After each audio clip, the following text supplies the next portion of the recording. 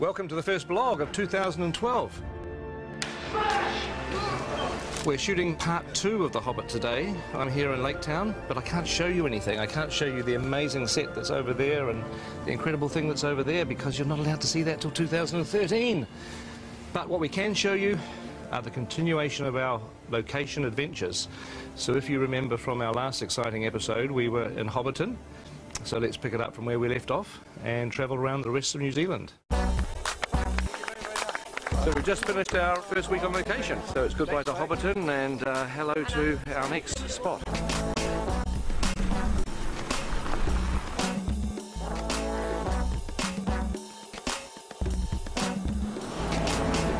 Here is the weather. In Pew Pew today, it has, of course, been raining. Yeah, welcome to Denise Bluffs, people. We've brought the weather with us, which is great. We don't have the umbrellas in the movie, by the way, just in case you're wondering. No, this is the colours clash.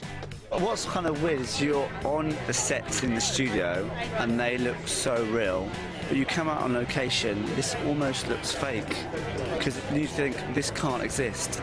It's just weird. It's not real, it's a trick. It's a trick. It's a trick, it's mind games. Done with mirrors. It's a very nice environment. Some nice stuff up in there. Just going to be a bit lumpy getting stuff around and building stuff on rocks and bits and pieces, but be nice. Good location. I'm just worried about the dinosaurs.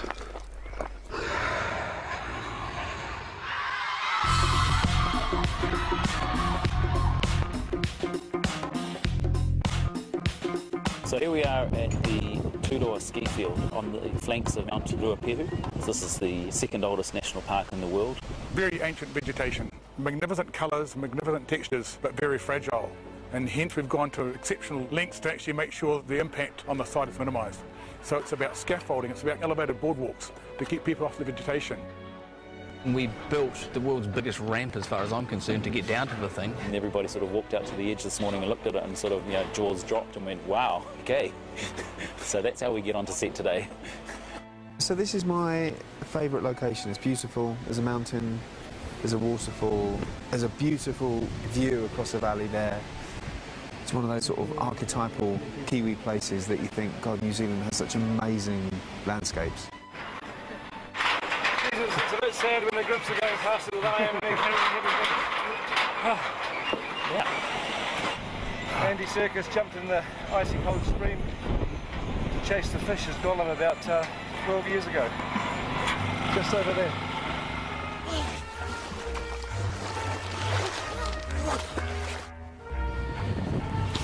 So, welcome to first day on location with second unit. I've spent quite a lot of the last few weeks in a chopper because a lot of our stuff was aerial coverage.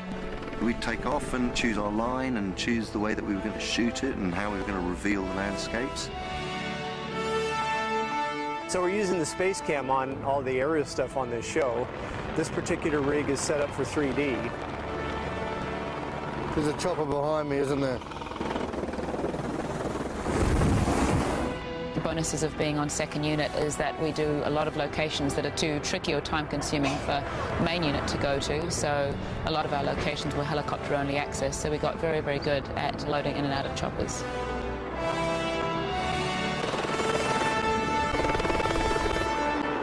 So you've got literally 2 units that are now crisscrossing the country, both the North and South Islands. About halfway through our location shoot, first and second units met up, and it happened to be exactly halfway through the entire shoot, day 127, and we commemorated that with a hoodie, a halfway hoodie. But it's 127 days and it's 2 films. Now, I've got a 133-day Lord of the Rings jumper, which was for 3 films. Yes. So 133 days for 3 films and 127 days for 2 films. Yes, easily explained. How? Well, we're all 10 years older, so we're going a little slower. That's true. One of the challenges was showing PJ what we'd been up to. So every day I would then do a kind of an edit of the takes that we've done and put them together and make some selects, and then that would be sent off to Pete. We are a long way from most of the infrastructure that we know and love, so we've had to rely on satellite technology to do all of our connectivity. These are the 3 dishes that we're setting up today to provide internet for the crew. We're providing wireless and internet. We've also got a separate setup that's up at the director's tent that's beaming in footage from second unit that basically takes the feed that's coming in from the cameras, compresses it, sends it over the internet all the way through down to Peter's tent. So far we've probably used about 6 kilometres of cable on the job. I'm not sure where it's all gone, but we keep on ordering more of it.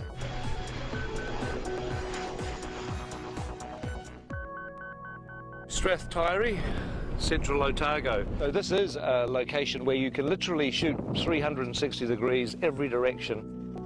Had some incredible skies, what we'd call close encounters of the third kind skies. And where our skies are a little boring, because we've shot over 3 days, we'll probably replace them with these cool skies. I'd love to do that, get some real mood into it.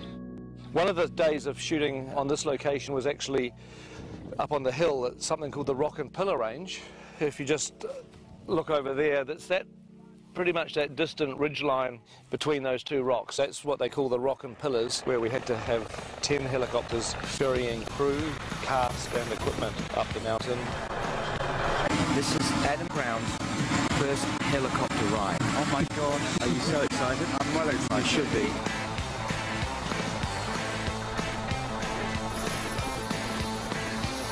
Yes. He's in! Oh, he's in! He's in! No, no! And action! Amazing! So we're packing up at the end of our location shooting here at Strath Taieri and going to Queenstown. Here we are, beautiful Queenstown. We're just at the base of outside the Earnslow Burn, which is the most spectacular shooting location I think we've been to yet.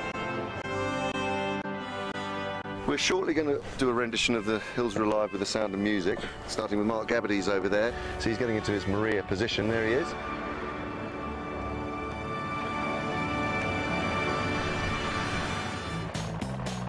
It's snow.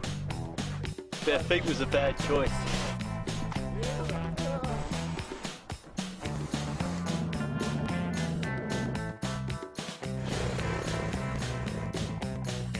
And we've been to Paradise before. That's where we shot a few scenes of Fellowship of the Ring, mainly, back in 1999. Lothlorien Forest, Boromir's death. The great thing about this job, you get to see beautiful, beautiful places like this. So you don't have to feel sorry for our actors that are leaving home for 7.5 weeks. We're very, very well looked after. The catering on this movie has been sensational. The numbers we were doing on location were between 300 and 400 until we got to Twizel. Then we were doing 570, 580 because we had quite a few extras there as well. We cook 100 at least kilos of meat every day. One of the guys worked out that we'd been through a ton of oranges already.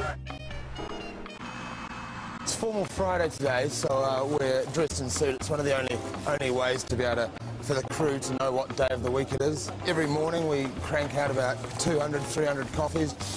We're heading off to the hills to look after a crew of about 100 people who've all been choppered in up into the mountains. It being in the mountains, there's snow around, so it's cold. So obviously in formal dress, sometimes it's not practical. So as you can see here, Andrew has gone from a 3-piece to a 4-piece with the addition of a nice cozy puffer jacket. Because you can't always look good, sometimes you have to be sensible.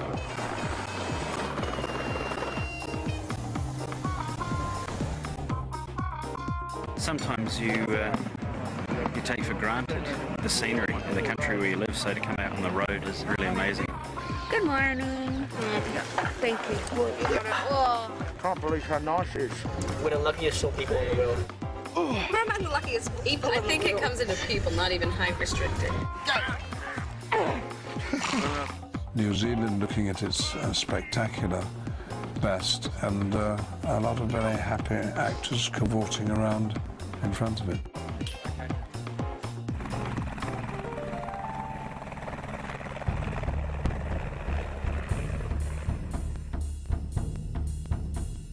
Braemar Station was pretty difficult working conditions for the cast and the crew because the tussock and the ground's very uneven. This is Matagauri, a New Zealand native kind of thorn bush, which is everywhere that you ever want to walk.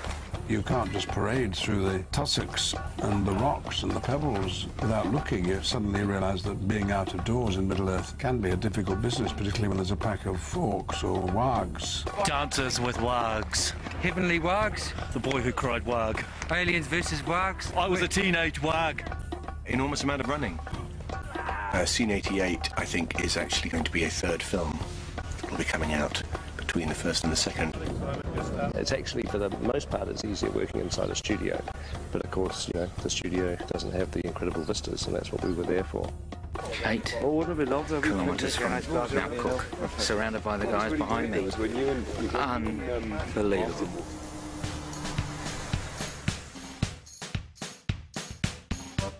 This is the Pelorus Bridge over the Pelorus River where we are shooting today.